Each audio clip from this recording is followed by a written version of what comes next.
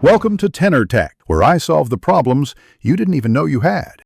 You start by powering the phone off and removing the SIM tray. This prevents short circuits. Next, heat the rear glass evenly to about 60 to 80 degrees so the adhesive softens. Use a heat gun or pad on low.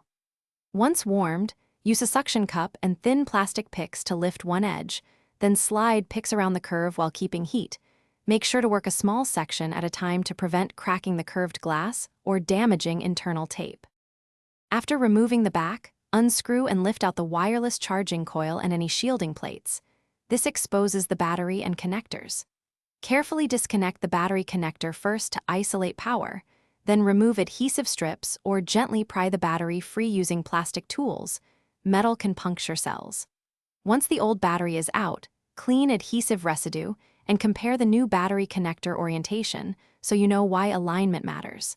Place new adhesive strips in the battery bay and press the replacement battery into position so contacts align. Once seated, reconnect the battery connector and any shield plates in the reverse order you removed them. Reattach the wireless coil and SIM tray, then power on to verify boot and charging behavior. Make sure battery percentage rises and wireless charging works. If you see no power, recheck connectors and fuses.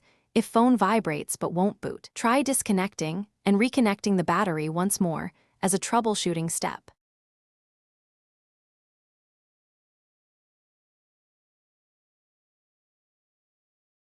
Thanks for watching. Subscribe to keep your life in tune.